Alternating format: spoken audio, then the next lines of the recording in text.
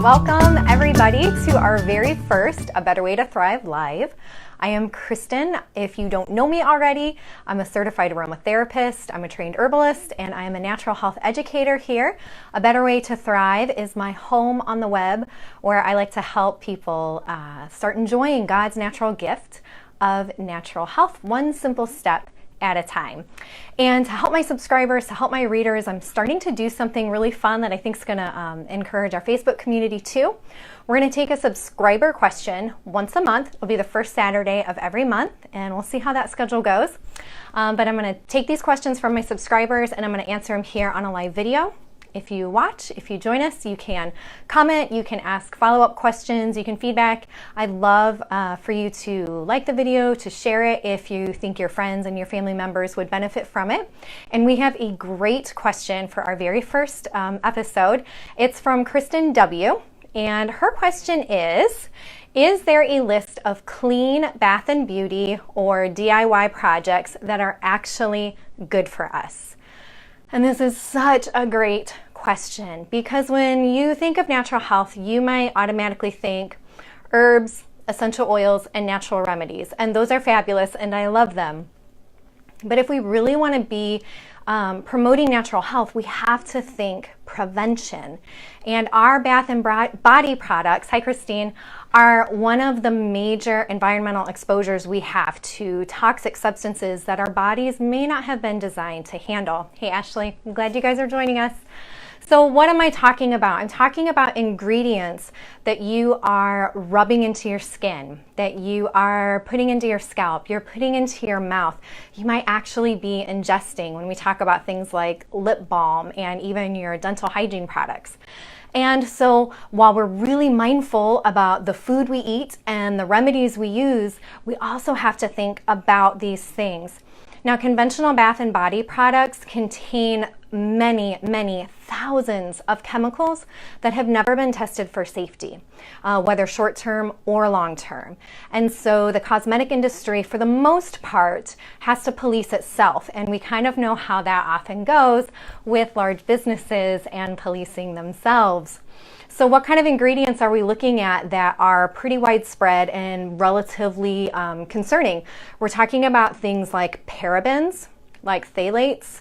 Those are plasticizers. Both of those ingredients, you may not actually see those words on the ingredients label, but these are things that are endocrine disruptors. And so they can either reduce fertility, they can feminize male hormones, they can potentially cause problems with developing babies that are in the mother's womb. So our endocrine system, our hormones, these are not things that we want to be messing with, right? Right. They might have petroleum-derived ingredients that are not really healthy for our skin or the rest of our body. You're looking at surfactants that can strip your hair or strip your skin of really important oils. There might be antibacterial agents that can then, when we take out good bacteria from off our skin, just like in our gut, then we make room for bad bacteria to take over. And so we see this sometimes even in underarm odor can be linked to bad bacteria that's taking over because the conventional products are killing off the good bacteria. And another ingredient that I always like to talk about are fragrances. Fragrances are everywhere. And the reason fragrances are so problematic is because they could be anything up to like over 3,000 chemicals that aren't disclosed and again may not have been tested for safety long term.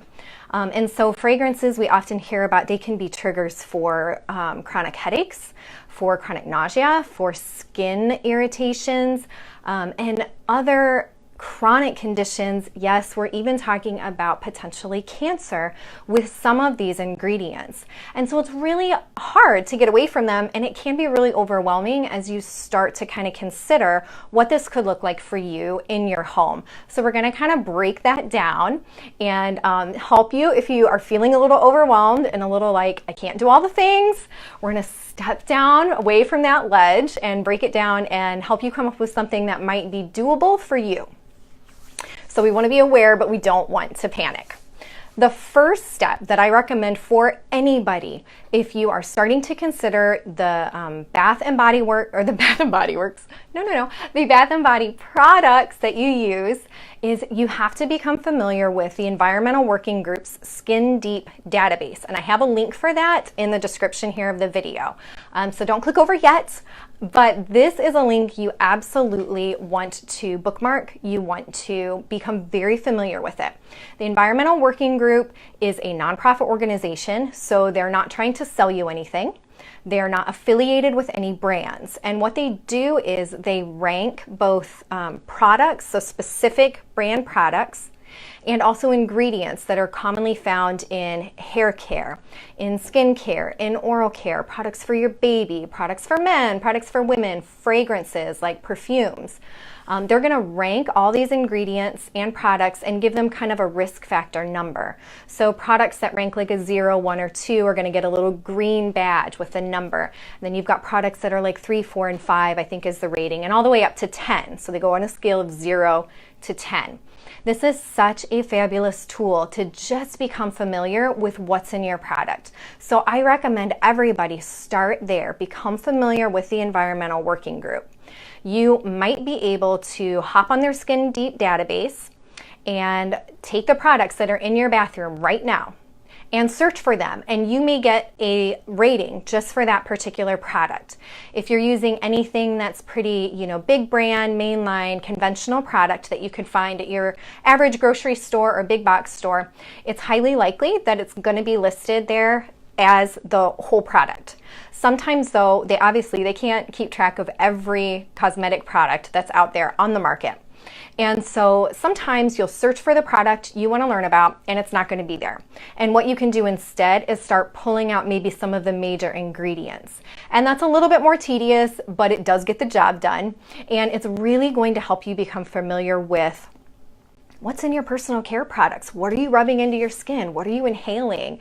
What is your body absorbing? And get that information so then you know what next steps to move forward with. They also now have products that are Skin Deep database. They're EWG verified. And so they've been through a little more stringent testing. And so they kind of get like a EWG seal of approval. And I really like that because it does make things very easy, especially if you're just beginning. You don't want to spend hours and hours researching every single product you use. You can go straight to the EWG verified products, look over them, and more than likely you are going to be able to find some of these in your local stores. So this isn't necessarily something that you're going to have to go hunt for other places. So that's really nice, makes it much more convenient.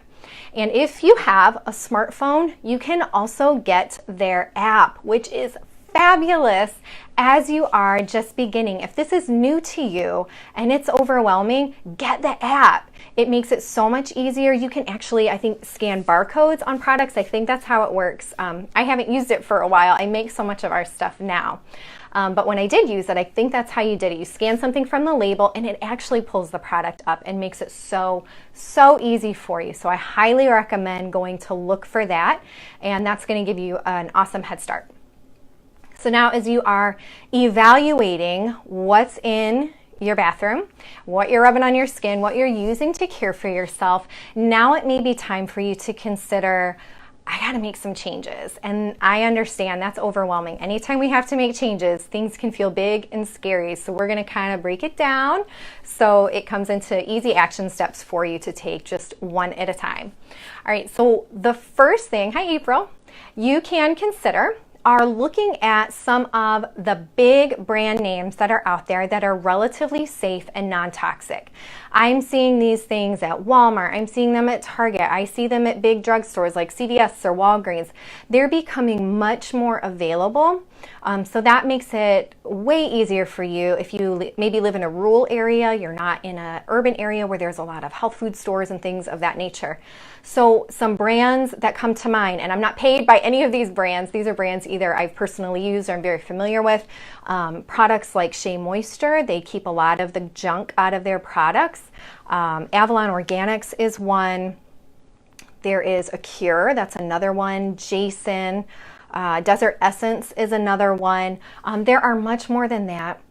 There are some that are kind of in between. Burt's Bees is one that's kind of in between. Some of their ingredients are not so hot. Some of them are great. So that kind of depends on individual products. Tom's of Maine is another one that's on the more natural side. So those are some products you can start looking for in your grocery store when you go shopping. Look at them. If you have the EWG app on your phone, you can quickly scan it and see if there's a rating for it. And then that's going to really help you. And a lot of these products aren't that much more expensive than the conventional. I understand cost can be a concern, but if you're looking at these things and they're in your average kind of grocery store, big box store, the price is not going to be like 10 times what you're used to paying. So that's one option, super convenient. You don't have as much contact with the manufacturer, of course. You can't ask them questions as easily, but it is a really great option for you. Again, available on Amazon too, places like Grove Collaborative, places like VitaCost, Thrive Market, those kinds of places too online are going to have some good body care products for you to consider. The second place that you can think about going is smaller businesses. And smaller businesses are nice because it's kind of in between just going to the store and making something yourself. And so you find this nice middle ground when you can find small businesses. There are all sorts of herbalists, of aromatherapists, of natural health enthusiasts that make really quality natural body care products. And where you're going to find these, you're going to find them on Etsy. You are going to find them on small business websites through word of mouth, maybe Facebook searches or Instagram searches. You will find them at your local health food store. You will find them at farmers markets. And you'll likely be able to find some just by asking friends if they know people who make this kind of stuff. I don't make products. I don't sell them myself because I don't want to get into some of the federal regulations that go around with that and the responsibilities there. But I do enjoy making them for family and friends. So there may be somebody near you who likes to do the same thing. That's something to consider. You're able to ask that person about their ingredients, talk with them a little bit. Maybe if they don't offer something that you really like, they'd even consider making something just for you. So that's another really, really great way to get some natural body products and is also a nice way to support small businesses. So you have the option, we said, of doing big brands that you can find online or in your local stores. Small brands that are also available online on Etsy, maybe local health food stores or farmers markets. And then the opposite end of the spectrum of buying big brands is making things yourself. Don't panic. I understand that most of us are very, very busy, and the thought of having to do one more thing makes us not want to change anything because we're thinking it's going to cost too much to get all these materials. I'm busy. I don't want to spend time mixing and scooping and slathering and weighing. I want easy, send me somewhere to buy.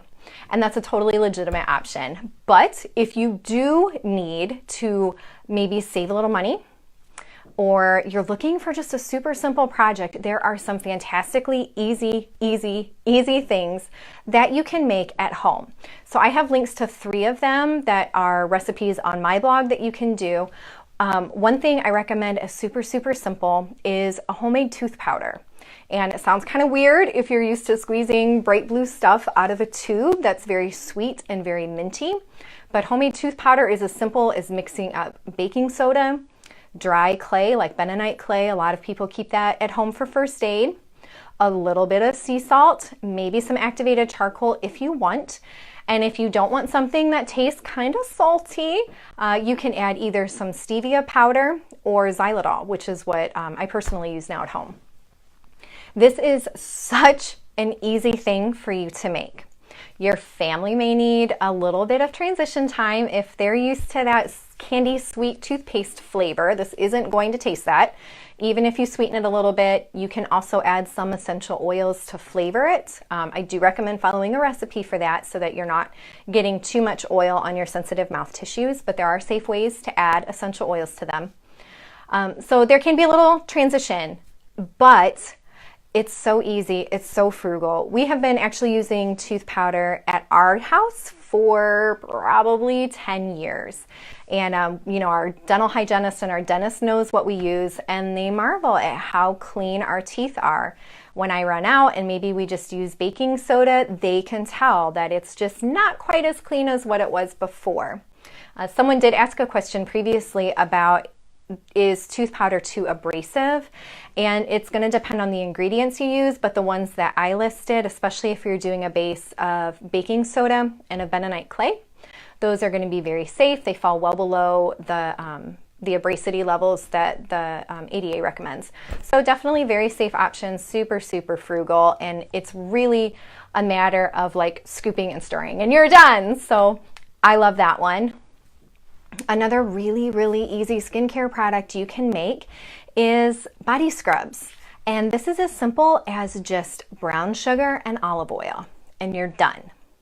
So that's another option if your skin feels a little rough, especially in the winter time. Super easy, very natural, and very health promoting for your skin. Definitely try that one. I also listed a link to homemade lip balm. This is another step out there. You might feel a little intimidated, but also very easy. When you make homemade lip balm, you really need to only measure out 3 ingredients. You melt them, and then you pour them out. It's very, very simple, but I understand not everybody wants to do that project. So thankfully, homemade lip balm is super easy to find. Again, on Etsy, local farmers markets, people make it all over. It's all pretty much the same type of recipe. You know, you can infuse herbs and do special things, but this is a really easy product that you're going to be able to find other places. So consider maybe you'll buy most of your stuff, but to save a little bit of money, or just because you want to play, you'll maybe make a couple things. That's another great way to start to transition to natural body care products. Now, when it comes to applying this and deciding, okay, I know I need to kind of get my bathroom product stuff cleaned up. I know I maybe need to buy some stuff. I'll kind of think about making things, or yeah, I definitely want to. You might be looking at a cabinet full of lotions and sprays and soaps and gels and mousses and all sorts of things, and just think, I don't know where to switch or what to start with switching. So to help you kind of decide what's going to make the most sense for you, start to think through some basic questions. Think about, what do you use most often? If there's a product that you use daily, and you check out the ingredients or the actual product name on Skin Deep, and you see like, ooh, it has a pretty high risk factor to it, that might be a product that you want to consider transitioning out sooner rather than later. Maybe you have a favorite product and its rating is like a 3, then set that one off to the side and move on to something else. So consider what products you use daily. You can consider what products have fragrances in them. That's such an easy switch, because you can just go from buying a product that has a fragrance and then looking for what, like a free and clear type of option. And so that's a really great way to do it, because it simplifies things for you. Look at some of the other questions I put down. What have the most concerning ingredients? I kind of covered that before, but let's say there's a shampoo. You only use it once a week because you use something else throughout the rest of the week. But 5 of the ingredients have a 10 on the 0 to 10 risk warning, risk ratio from Skin Deep. Well, then that might be a product that you also want to kind of set off to the side and look for ways to replace earlier. Consider, what kind of products could you easily make? If you are using a bright blue or maybe a bright red colored toothpaste that has a lot of flavorings and a lot of stuff in it that maybe you're not so comfortable with now, maybe it makes sense for you to put that off to the side and just make some tooth powder because you happen to have all the ingredients at home already. That might be one you want to switch. And you can also think about, what things are you rubbing into your skin or putting into your mouth? Rinse off products have a lot less contact time with our skin, so that lowers our risk of exposure. We still might, obviously, we're still going to absorb, especially when our skin is wet and it's warm. It's going to be able to absorb things better, but you're still washing it off. When it comes to things that you are rubbing into your skin and that are staying on your skin that you're not rinsing off, those things carry with them a little bit more risk then if they contain potentially harmful ingredients. So if it's something that you rub in, especially if you rub it in and you use it daily, like maybe a night cream for your face, that's something that you would maybe want to look at a little more closely. The skin on our face is very thin. It's very delicate, and so it's able to absorb things much more easily.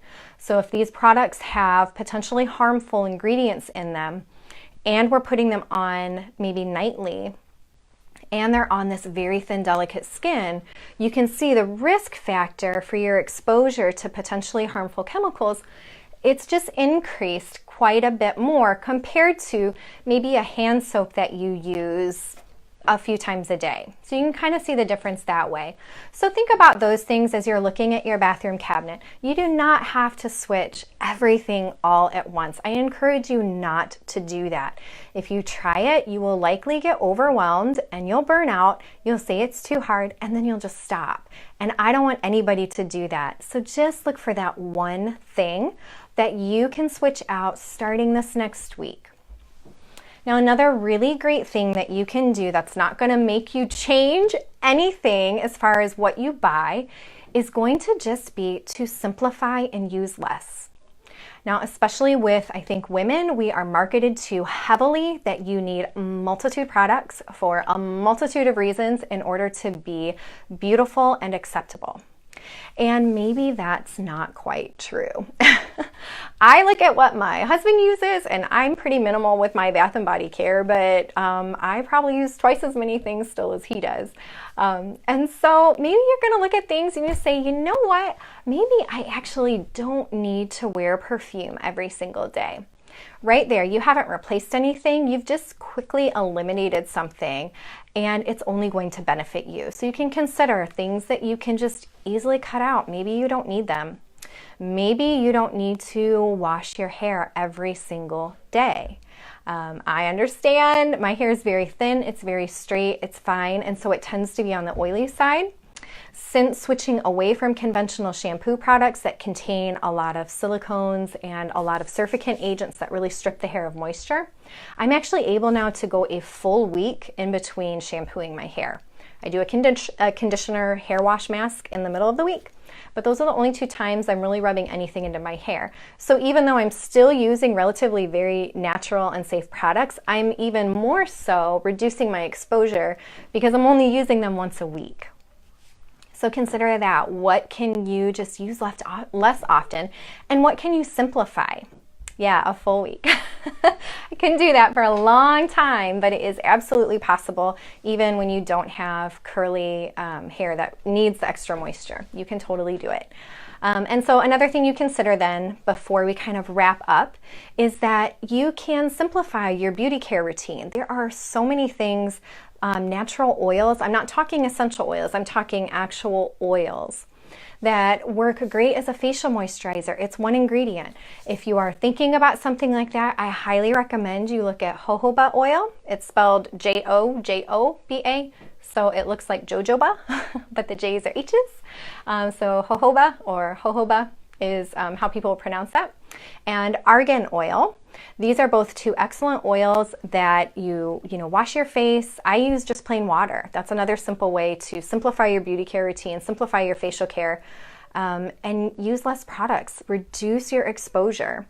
So wash your face while it's warm. Take just a few drops of argan or of jojoba oil, rub it between your hands, and then just gently rub into your skin.